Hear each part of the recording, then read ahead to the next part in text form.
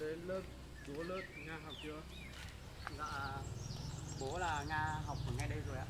Trường của Nga là ở đây rồi. Nhưng mà không biết là hôm nay Nga được tan học sớm hay muộn thôi.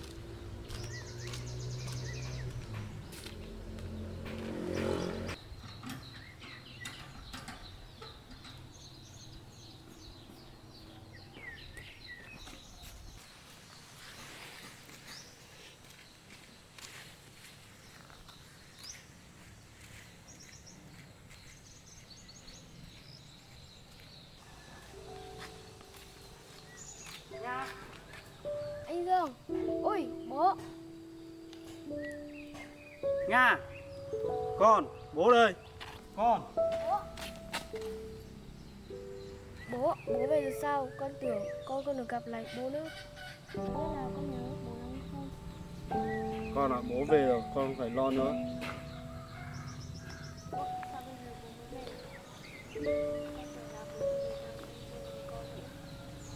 Con lo lần này bố được nghỉ, bố về thăm Dương với lại thăm con thôi.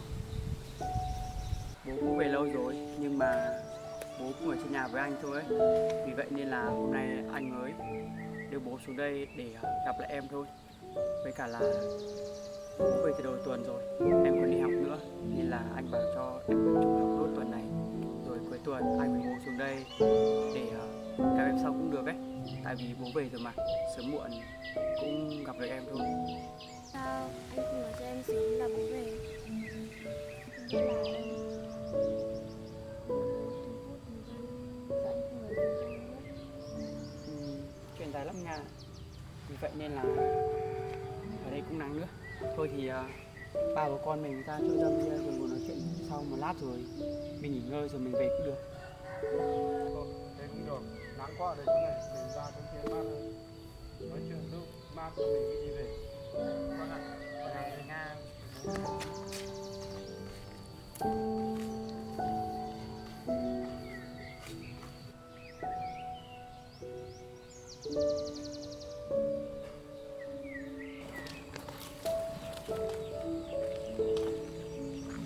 Mát rồi bố ạ. Nhà, bố đi Trung Quốc, bố tưởng là không có ngày gặp được hai con rồi. Bố à, từ lúc bố bỏ đi, bố có biết là anh Dương với con sống cùng thế nào không?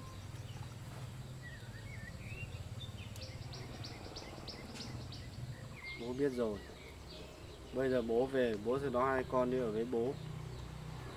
Những chuyện như vậy thì bố cũng đã nói với anh hết rồi Nga. Và hai bố con khi mà em còn đi học ấy, anh cũng nói chuyện với bố rồi. Lần này bố về là bố muốn đón em và anh sang bên kia sinh sống bố mẹ.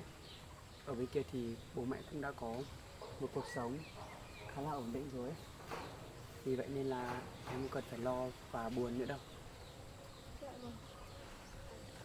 Mỗi lần tôi đi học các bạn còn chơi là con không có bố mẹ. Cái hoàn cảnh này thì Nga cũng đã nói cho con rồi bố ạ. Nga cũng từng nói với con là các bạn luôn chê và không tôn trọng khi mà con và Nga trong khoảng thời gian vừa rồi được coi như là hai đứa trẻ mồ côi, không có bố mẹ bên cạnh. Vì vậy nên là con cũng tôi hiểu cho em, con cũng cố gắng làm việc chăm chỉ, lo cho em được tốt nhất bố ạ. Bố biết là bố sai rồi, bố xin lỗi các con. Bố à, con từng rất là hận bố. Và con cũng đã từng nghĩ nếu con và Nga có gặp lại bố, mẹ thì con và em sẽ không bao giờ tha thứ được cho bố mẹ đâu. Nhưng mà khoảng thời gian vừa rồi ấy đã luôn bên cạnh con và âm thầm giúp đỡ con. Vì vậy con đã chợt nhận ra là bố vẫn còn rất là yêu thương con và em. Vì vậy nên con mới có thể tha thứ được cho bố thôi bố ạ. Với cả là con nghĩ rồi mà, con lớn rồi, con có thể của mình tự lập được. Nhưng mà em thì không. Nga vẫn còn nhỏ. Nga vẫn cần sự chăm sóc tận tình từ bố mẹ. Như vậy thì sẽ tốt hơn khi ở bên cạnh con. Em còn nhỏ nữa. Con không muốn em và con phải sống trong sự chê bai của người khác, là hai đứa trẻ mồ côi, không có được sự yêu thương từ gia đình. Như vậy thật sự con mới hiểu ra là không có gì đáng trân trọng bằng gia đình mình bố ạ. Nga, con biết là bố mẹ ở bên Trung Quốc, suốt ngày suốt đêm bố mẹ nhớ đến hai con thôi. Con cũng nhớ bố mà. Nga lúc nào đi nghỉ học về nhà cũng luôn thúc giục con là mau mau gọi bố mẹ về với Nga đi. Bố có biết không, có những đêm Nga trằn trọc không ngủ được, và Nga luôn luôn gặp ác mộng khi mà nhớ đến bố mẹ. Con thật sự thương em lắm bố ạ. Nga, bố ở bên kia, suốt ngày suốt đêm bố chỉ nhớ đến hai con thôi. Sao bố không gọi cho con? Tại vì bố cũng nói với anh rồi, khoảng thời gian mà bố ở bên Trung Quốc đấy thì bố đều không liên hệ được với những người bạn hoặc là cả anh và em nữa ở bên Việt Nam này, bởi vì bên đấy công nghệ thông tin của người ta siết chặt quá. Vì vậy nên không liên lạc được với anh và em Nga. Nhưng mà bố cũng đã nhận được bức thư mà và số tiền anh gửi cho bố mẹ rồi, nên là cũng nhờ số thông tin từ đó bố mới tìm được anh em mình ở đây đấy. Bố sợ hai con không muốn nhìn mặt bố nữa. Em cũng ghét bố lắm anh ạ. Em với anh sống ở đây cũng rất lâu. Em chỉ muốn bố mẹ ở cùng anh và em thôi. Cái mục đích đấy với cả là cái đấy thì không phải là riêng em muốn đâu Nga. Anh cũng vậy mà. Anh cũng rất muốn bố mẹ sống với mình chứ. Anh cũng chờ đợi từng giây từng phút. Có những hôm em đi học, anh một mình anh cũng lủi thủi một mình ngồi ngoài cửa, chỉ nhìn vào con đường cũ đấy, chỉ đợi xem có bóng dáng bố hoặc là mẹ về không, và cả em nữa. Mỗi khi em đi học, một mình anh ở lại, thật sự tủi thân là Nga. Bố xin lỗi hai đứa. Bố thật sự xin lỗi hai đứa.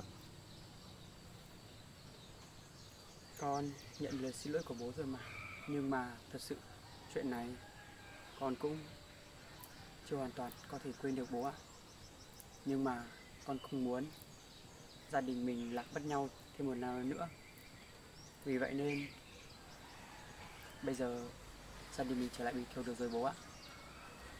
Con tin là sau lần này bố sẽ biết thương hai con hơn và trân trọng con và Nga hơn nữa bố ạ. Em còn nhỏ nữa.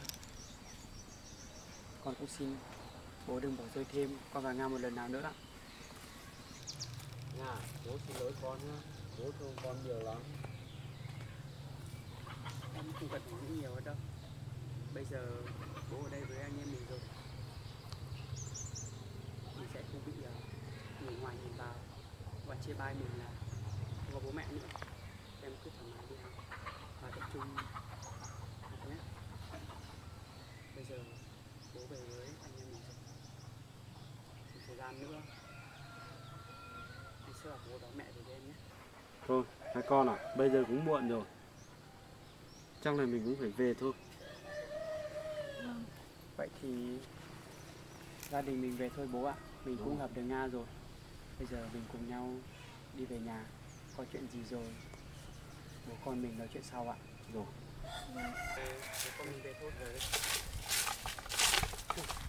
Tiếc quá, con chơi đủ khi. Con yên tâm đi.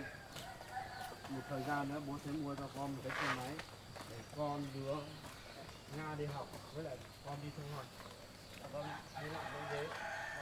Vậy là thời gian nữa bố sẽ mua cho mình một con xe máy để con đi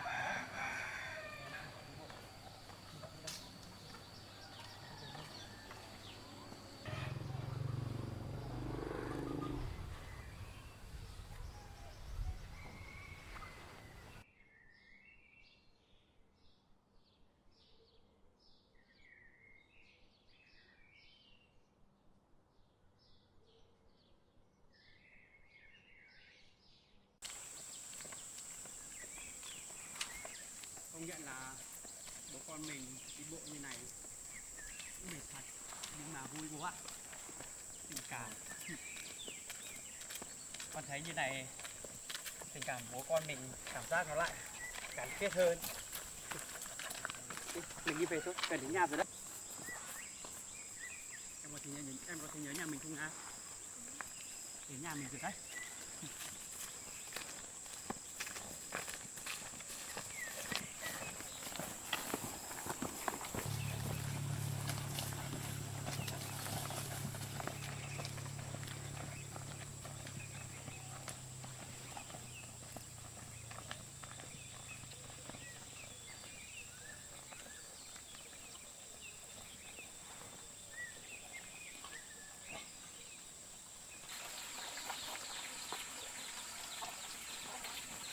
Bố một chuyến vào nhà nhé.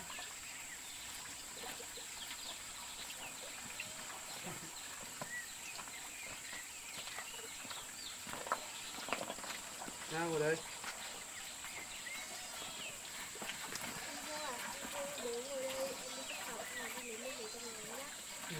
Vậy em đi cất cặp xong lấy nước ra mình uống nhé.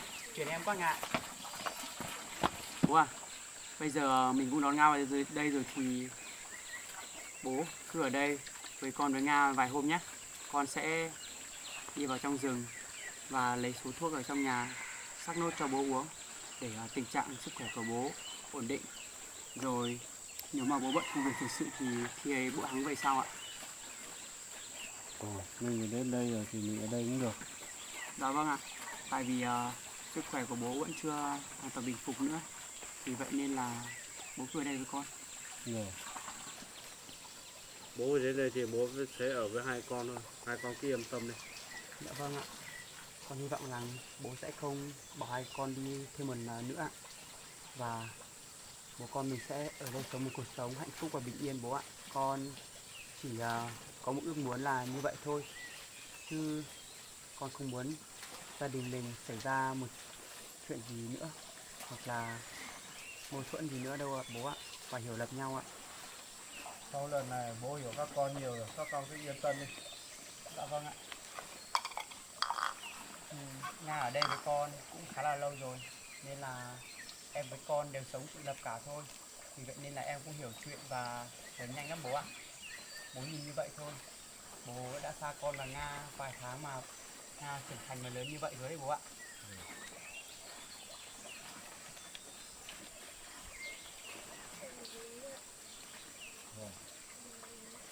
Được rồi. Em cũng uống đi, em đổ vào đây em uống nhé. Con với bố uống nước nhé. Hôm nay mình đi đường xa nữa, bố uống nhiều vào nhé.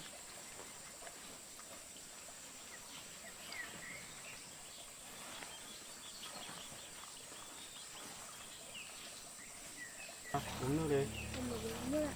Rồi, bố. Nga, con tha thứ cho bố nhá. Vâng ạ. Nga cũng còn nhỏ, nhưng mà Nga hiểu chuyện lắm bố ạ. Mình chỉ cần nói như vậy thôi là Nga biết rồi bố ạ. Nên là bố cứ yên tâm. Bây giờ bố con mình được ở bên nhau thôi là đủ rồi bố ạ. Công nhận là cũng có vài tháng thôi mà bố gặp Nga lớn hơn bao nhiêu rồi. Đúng rồi bố ạ. Ở đây thì con với em cũng không có ăn uống được đầy đủ đâu, nhưng mà con cũng luôn chăm sóc và dành cho em những thứ tốt nhất đấy. Vì vậy nên là em cũng khá là lớn ạ. Chỉ có khoảng thời gian mà em đi học thì con không chăm sóc được em thôi. Bố à, con với anh Dương ở đây, anh Dương cũng cho em những thứ mà không tốt lắm ạ. Bố. Hai đứa biết chăm sóc nhau là tốt rồi. Dạ vâng bố ạ. Tại vì chỉ có mỗi con và em ở bên nhau thôi, nên là con và em cũng tự lập cũng khá là quen rồi ấy. Nên là cũng được như vậy thôi ạ. Con ở đây con kiếm tiền bằng cách nào?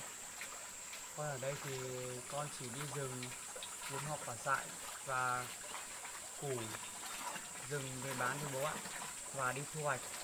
thôi ạ, chứ không có cách nào kiếm tiền đâu ạ. Chứ ở đây không như ở thành phố ấy. Ở thành phố thì mình có nhiều sự lựa chọn. Nếu mà mình không phù hợp với công việc này, mình có thể làm công việc khác. Nhưng mà ở đây thì con chỉ có xoay quanh với công việc đi thu hoạch, xong thì lại về trang trại, chăm sóc trang trại, nuôi gà, nuôi vịt. Sau đó thì thu hoạch trứng và gà mang đi bán thôi. Chứ con cũng không làm gì đâu bố ạ. Còn dạo này con cũng chưa quên hỏi bố, công việc của bố ở bên bên đấy ổn chứ, và cả mẹ nữa. Con ạ, bố mẹ là ở bên kia làm công trình chỉ đủ sống thôi. Nói là như vậy à bố? Nhưng mà được như vậy cũng tốt rồi bố ạ. Gia đình mình không còn nợ nần, và mình không còn nợ nần, và hạnh phúc là được rồi bố ạ. Chứ làm công việc gì thì cũng đều được thôi, miễn là không làm trái pháp luật là tốt rồi bố ạ. Đồng tiền mình kiếm ra là đồng tiền sạch, như vậy là được rồi ạ. Mà cũng về đến nhà rồi ấy, trời cũng còn sớm nữa. Hay là bố với em ở nhà nhé. Bố với Nga ở nhà thì nghỉ ngơi. Con nhà cũng có, đôi khi cũng đẻ ra 2 đứa con nữa, cũng khá là lớn rồi. Hôm nọ con xuống dưới thị trấn kia thì có một anh có hỏi là có bán không, nên là chắc là bây giờ con phải bắt xuống dưới bán bố ạ. Sao Sụp đi để ra 2 con, sao con không để luôn? Con không muốn lắm bố ạ, nhưng mà 2 con cũng lớn, nó cũng ăn nhiều ấy. Con sợ khi chăm sóc của nó tốt, nếu mà mình đưa nó đến chủ mới chăm sóc nó tốt hơn thì sẽ được thôi bố ạ. Chứ còn nó ở đây thì con sợ không sao nó ăn đủ thì nó sẽ bị gầy gò ốm yếu ấy, và bệnh nữa. Thì mà con ăn đi bán luôn cũng kiếm một chút tiền nữa. Yeah. Có con như vậy thì bây giờ họ cũng thích mua ấy, vì vậy nên là giá cũng cao, nên chắc con mang đi bán bố ạ. Còn Nga ơi, em ở nhà với bố nhé, em ở với bố, còn anh mang con đi bán. Xong thì nếu mà sáng sớm anh ở trong học nữa, như vậy thì có tiền. Thế anh định bán chó ở đâu? Ở xa không anh cho bố em đi với. Anh cũng đi xuống dưới thôn kia thôi. Hôm nọ có một anh dặn anh là nếu mà có chó con cầm xuống cho anh rồi, vì vậy nên là anh cầm xuống ngay kia thôi. Em với bố cũng mới đi đường xa, đường dài về mệt nữa, vì vậy nên là em cùng bố ở nhà nghỉ ngơi đi. Anh đi khi nào xong việc thì anh về. Anh cũng đi quen, đi nhiều đường rồi ấy, vì vậy nên là anh mình đi thôi cũng được. Thế con thì con đi nhanh về nhá. Dạ vâng bố ạ. Đường còn rừng rừng ấy, con phải về càng nhanh càng tốt nhá. Dạ vâng ạ.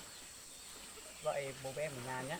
Bây giờ con lấy cái rổ kia nữa, con bắt cho con vào để con đi ạ. Rồi.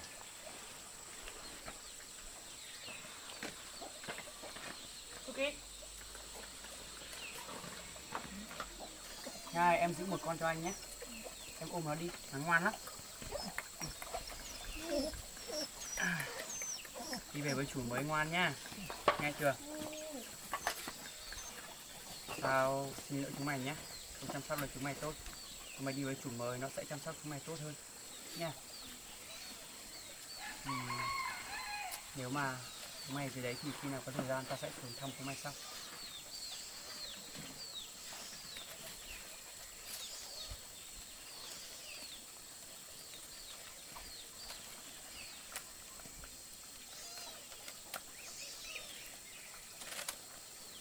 Em đi thì em phải sang nữa. Cái lồng này hơi nhỏ hay sao ấy, khả năng là chỉ để một con thôi nha. Em mang về đây, anh để vào đây. Cho được vào để bố hộ cái tay. Bố giữ cái lồng của con nhé.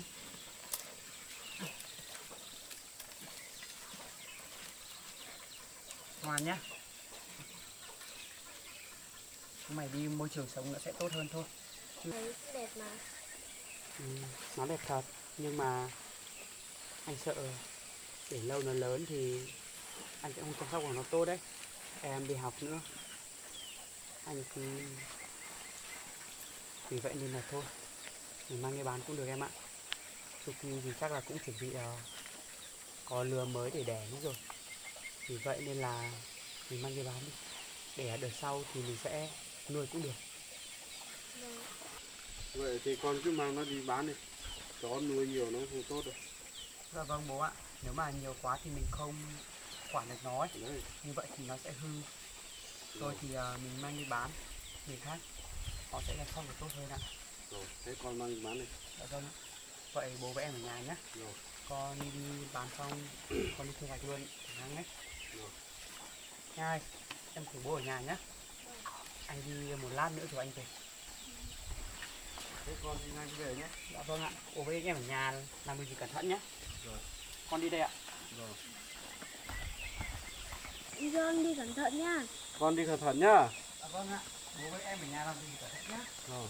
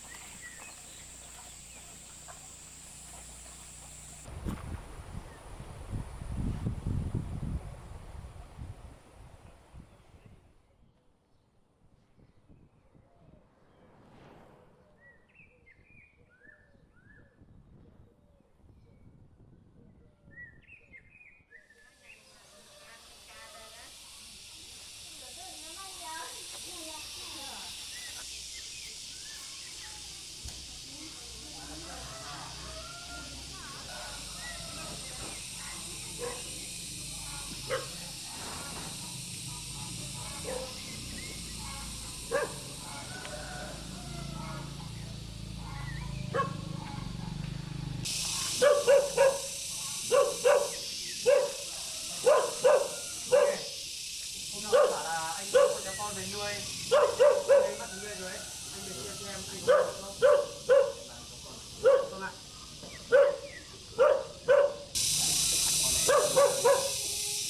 Con này thì em nuôi ở trên lán. Em không cho ăn là đầy đủ ấy. Vì vậy nên là nó không được lớn mấy đâu. Em mới chỉ nuôi nó được 1 tháng thôi anh ạ. Đây, vâng ạ. Nuôi tay gấu đẹp nhỉ. Vâng ạ. Đây là 2 con, một con đừng một con cái anh ạ. Có một con thua đuôi đấy cơ. Thế em bán thế nào? Cũng là lần đầu tiên có chó con mang đi bán đấy. Vì vậy nên là cũng không biết chính xác giá của nó là bây giờ. Mà anh có biết chó thịt bây giờ 1 cân bao nhiêu rồi không anh? Bây giờ cho thịt thì 1 cân khoảng 80.000 gì đấy 1 cân. Dạ vâng ạ. Còn chó con thì mua một con khoảng 200.000 gì đấy, tính một con thôi. À, Xem thế nào. Giá đấy ai cũng mua như vậy, xem có bán được không? dạ vâng. Vâng anh ạ. Mà chó con này anh mua anh mang về nuôi chứ ạ? Mang về nuôi làm cảnh. Chó này chó tay cũng đẹp. Dạ vâng ạ. Vậy anh lấy cả 2 con chứ ạ? Anh mua cả 2 con. Đưa ra xem anh chân bị tàn tật các kiểu. À, em sợ đi đường dài nó bị mỏi chân chứ không thì nó không sao đâu anh ạ. Cái lỗ này nó hơi nhỏ đấy. Vì vậy nên là ra khó lắm. Em nói thế không cần rút ra đâu. Để trong cái lồng này để cho anh để đây quanh nhà quanh cửa đây anh mới thả. Dạ vâng anh ạ. Nếu mà mình cứ để đây nó quen nào quen cửa mình thả ra thì nó sẽ không đi xa ấy. Và nó sẽ nhớ nhà ấy. Vậy Thế anh gửi tiền cho em nhé. dạ vâng ạ. Con mẹ nó đâu em có bán không? À, con mẹ nó thì em để nuôi anh ạ. Tại vì trên bán của em có một con mẹ và 2 con này thôi. Con mẹ thì em cứ để nuôi, còn con này thì em mang xuống đây bán thôi anh ạ. Nếu mà em cũng phải chia cũng cho nó ăn đầy đủ ấy.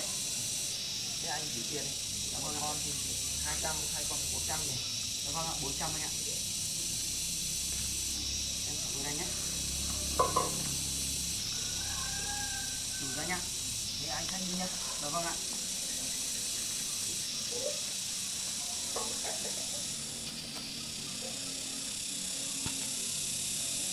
Anh ơi, mà anh ở gần khu này thì anh có biết nhà nào có lợn con bán hoặc là lợn to bán không ạ? Nhà anh cũng có mấy con. Nhà anh có mấy con, có một con mẹ nó đẻ con rồi ấy. Mà em hỏi làm gì? À, em tính bảo là tìm mua một vài con lợn con về nuôi. Hoặc là nếu mà có lợn to thì mua một con to một chút để thịt cho anh ạ. Thế thì em cứ cho anh đi xem. À dạ vâng ạ, vậy thì anh bảo anh có con lợn mẹ sắp đẻ thì anh đưa em đi xem nhé. Nếu mà được thì hôm nào đẻ thì em xuống mua vài con về nuôi ạ. Thì cũng được.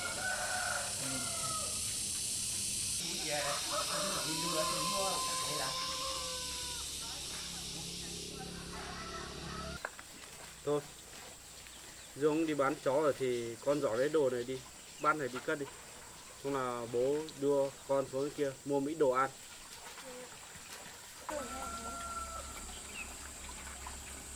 Bây giờ mình đi xuống kia mua mấy đồ ăn thì con giỏ hết cái bát này đi. Mình đi xuống quán kia. À, không phải đợi anh Dương đâu. Xong nó bố mua được bộ quần áo cho nó rồi. Thì con cái giỏ này đi, xong là bố lại đưa con đi xuống kia. Quán, mua đồ ăn nhé.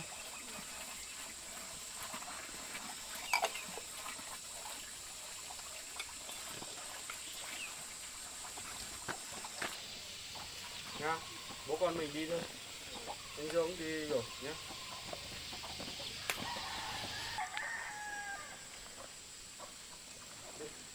Con đi trước đi bố.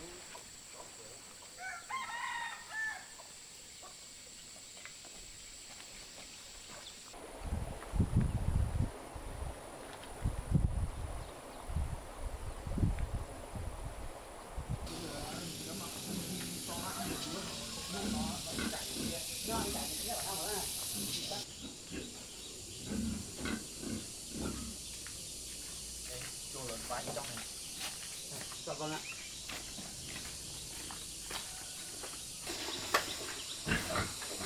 Đây, lợn nhà anh kìa. Công nhận là lợn nhà anh to anh nhỉ? Đây, con đây đem này này. Còn tầm nửa tháng nữa đẻ đấy con này. Ừ, dạ vâng ạ, con này là con cái hả anh? Con cái. Ừ. Công nhận là lợn này to thật. Và mà mấy con này to như vậy anh nuôi được khoảng bao nhiêu tháng rồi anh? Khoảng 7-8 tháng rồi. Lúc anh bắt về con này con to. Con này lúc anh bắt về là con cái rồi. Em đang Mẹ tính đấy. em đang tính bảo là em định mua một vài con để trên lán nuôi ấy, nhưng mà em cũng đang tìm giống lợn mà vài hôm đến giờ cũng chưa thấy nhà nào có. Thế thì khi nào đẻ thì anh để cho mấy con. Dạ vâng ạ. Lợn này mình chăm cám thì nó cũng lớn nhanh thôi, nhưng mà thịt nó không được chắc. Với người ta không mua để giá cao ấy. Dạ vâng ạ. Nếu mà mình chăm cá thì khả năng nó sẽ lớn nhanh thật, nhưng mà chắc là thịt nó sẽ không được ngon và nó mùi tự nhiên như kiểu mình chăm bằng cách tự nhiên anh nhỉ. Đúng rồi em. Mà lợn này em không biết chăm sóc có khó không anh nhỉ, em cũng chưa từng nuôi ấy. Lợn này á, chăm sóc dễ thôi, một ngày 2 bữa chăm bột ngô và chuối các thứ thôi. Dạ vâng ạ. Còn em muốn nuôi để nó lớn nhanh hơn ấy, thì em chăm thêm ít cám à. Nhưng mà lợn này anh chỉ chăm chuối với cả là bột ngô thôi chứ ạ? Anh chăm thế là nhiều con, bởi vì nhiều con thì anh chăm không nổi cám. Dạ vâng ạ. Chỉ chăm bột ngô với chuối thôi. Nếu mà mình chăm được cá thì khả năng là nó sẽ lớn nhanh hơn anh nhỉ. Nó lớn nhanh hơn cám này. Em mua thì em cứ về làm chuồng trước đi. Vài hôm nhưng mà đẻ thì mình chỉ biết bác về nuôi rồi. Dạ vâng anh ạ, em cũng tính như vậy ạ. Tại vì đến khi mà mình mà mua được lợn rồi thì mang về thì lại không có chỗ để ấy. Mình cứ làm chỗ để trước. Cái gì làm cái để trước để nó hốt hoáng trước, xong khi nào bác mình phát là để làm đầy luôn. Dạ, nhưng mà lợn này không biết là bây giờ giá nó có đắt không anh nhỉ? Giá thì nếu mà mua con thì cũng bán theo con thôi. Cho con ạ. Còn nếu mà con thì có giá riêng của nó, mà lợn to cũng như vậy à? Lợn to thì bán theo cân, còn lợn con thì bán theo con. Dạ vâng ạ. Vậy thì nếu mà vài hôm nữa con lợn này mà đẻ thì anh nhớ để lại cho em tầm khoảng 2 con, một con đừng con cái nhé. Thì cũng được. Em muốn mua 2 con về nuôi ấy. Còn khoảng 2 tuần nữa thì nó cũng đẻ hết rồi, tầm 2 tuần em qua lại mua là được. Dạ vâng ạ. Vậy em về nhà tầm 2 tuần nữa em xuống, nếu mà đẻ thì anh để lại cho 2 con nhé. Vậy em cảm ơn anh nhé. Chắc là bây giờ em cũng phải về luôn đây ạ. Vậy em về anh nhé. Vâng, anh để anh chăm bận tí. Vài hôm nữa nếu mà em mua em qua lại ạ. Vâng.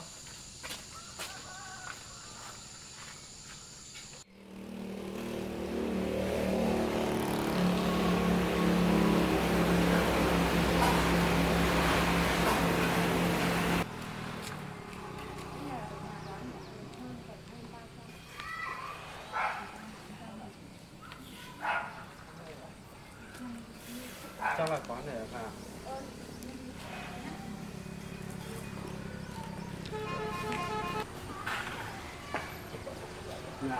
quán này.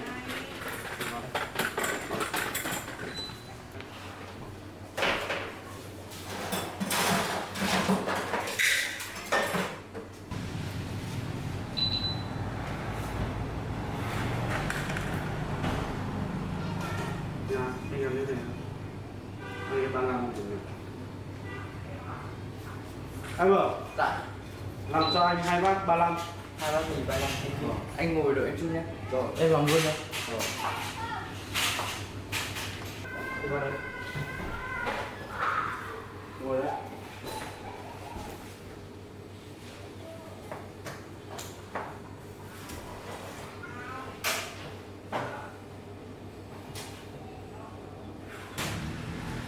Con, hôm nay bố đưa con đi ăn mì cay con thấy vui không? Thế dạo này bố thấy con gầy lắm, bố làm để con ăn nhiều vào nhé.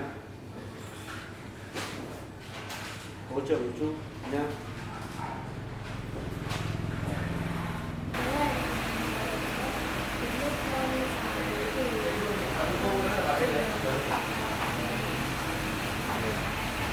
Thế hôm nay bố đưa con đi ăn là con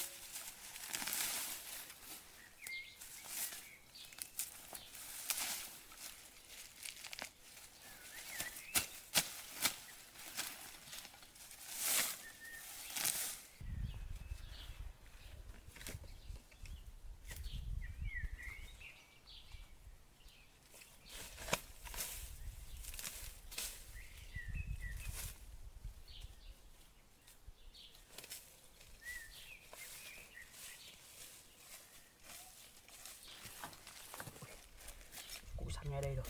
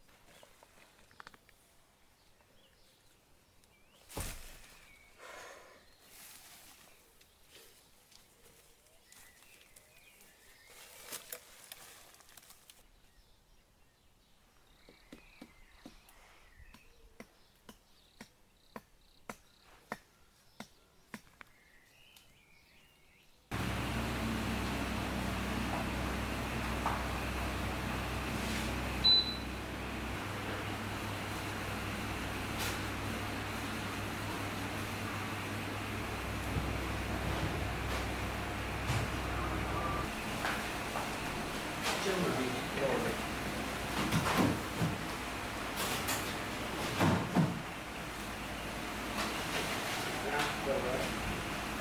Con rồi.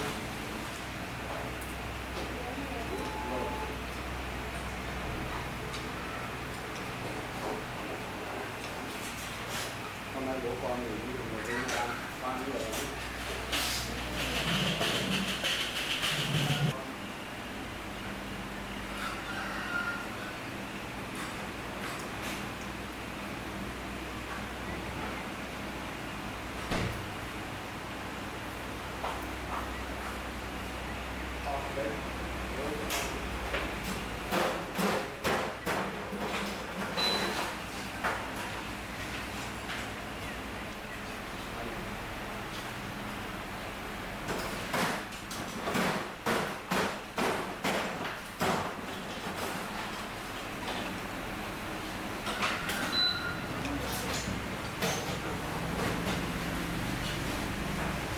Bên quan cái sinh nhật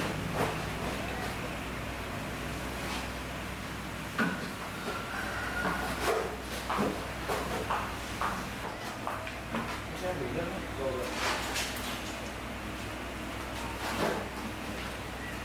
Now we will ăn uống.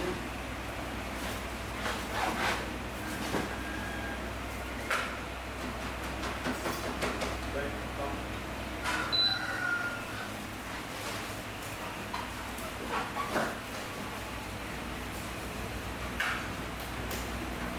To hơn nữa chứ.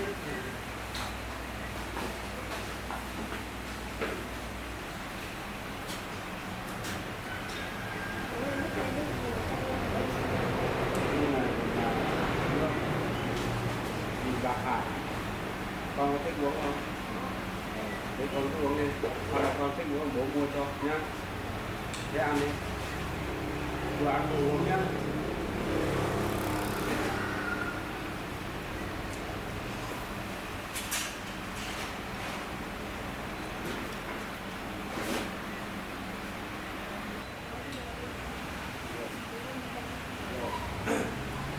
Con ra đi vừa ăn vừa uống.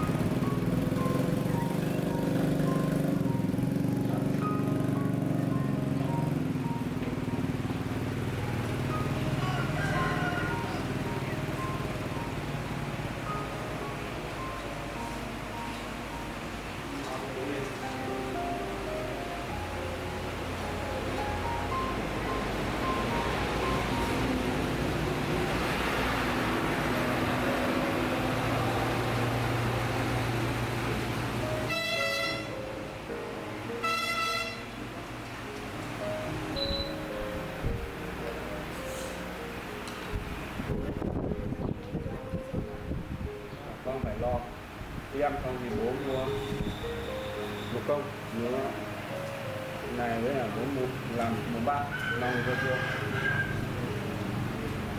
con ra đi nhá. Bố ăn nhiều vào đi. Bố ăn rồi.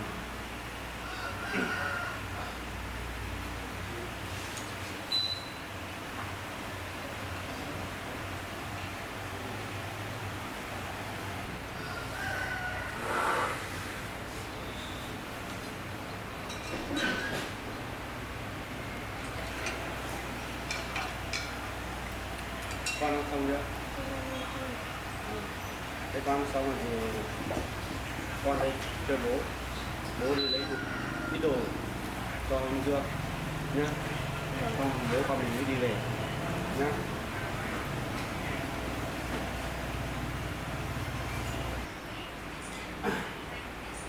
Em ơi, cậu anh biết bao nhiêu đấy?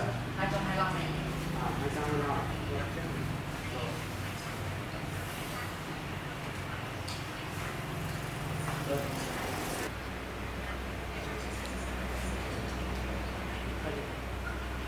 17 75 nhé. Rồi. Rồi em mới nhé. Con đủ này nè. Vâng, cô xin với. Dạ vâng. Chào anh. Anh về nhá. Vâng. Nha.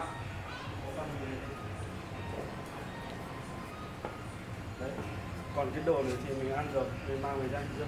Chưa nhá.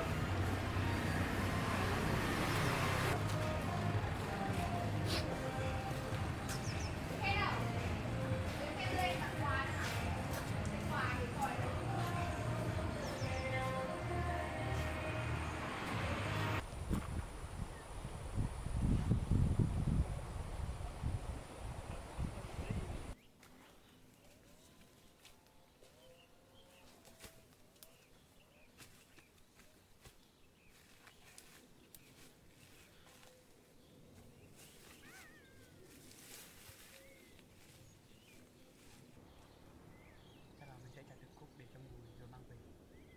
Như vậy sẽ tiện hơn.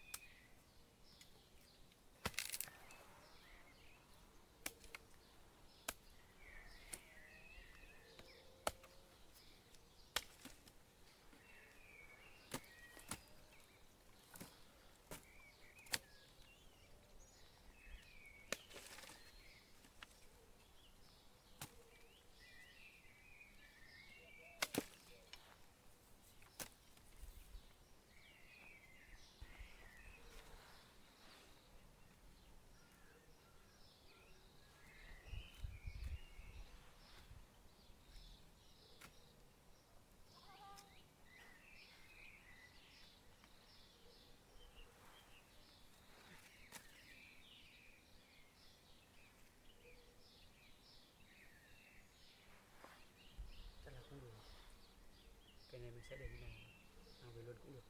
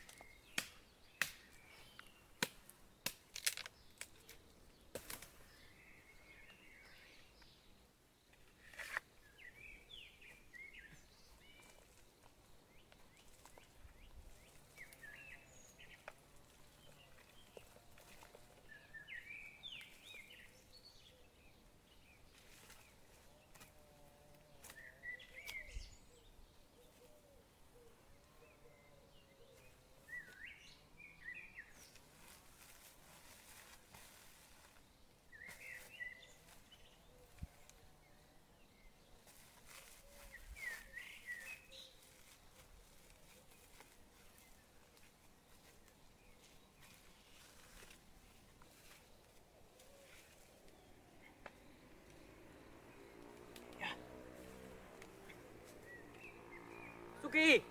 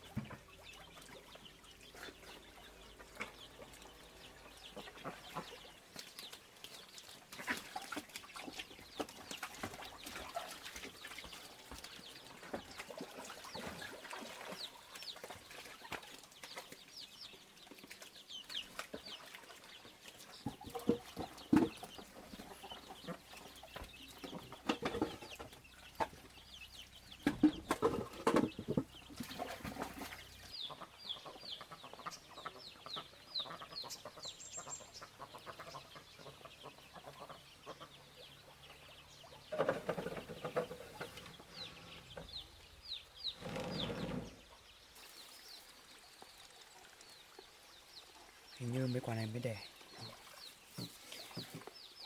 Mình đã sắp có đàn gà con mới rồi. Cái này cũng nhiều quả đấy.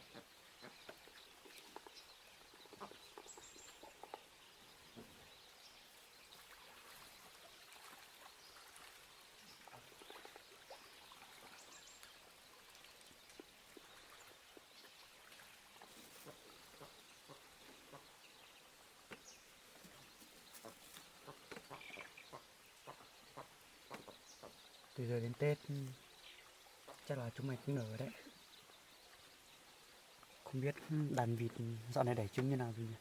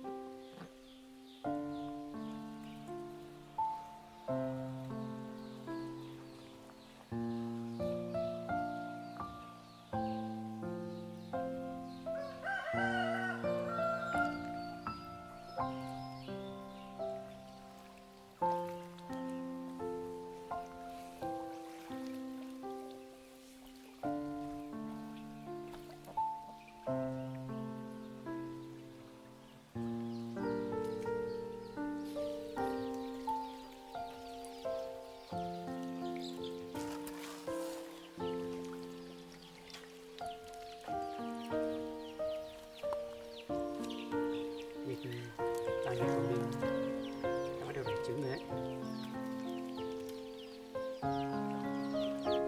Chắc là nay phải bảo nó như vậy thì nó mới đẻ đúng chỗ đấy được. Còn không thì nó đẻ lung tung quá.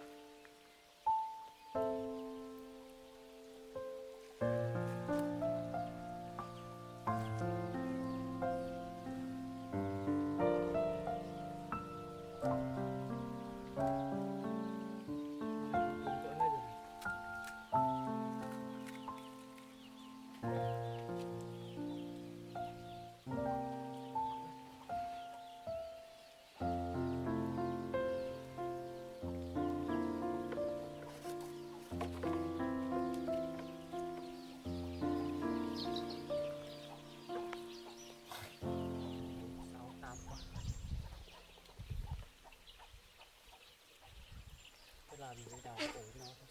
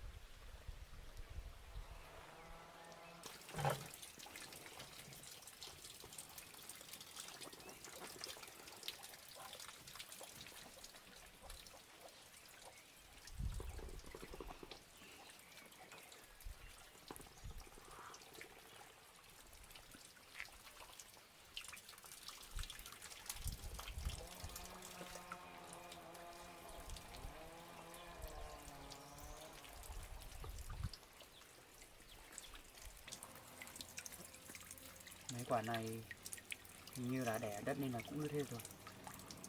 Chắc là mình sẽ luộc ăn hết đi. Hôm nào nó đẻ ở trong ổ thì mình sẽ để lại và cho nó có con.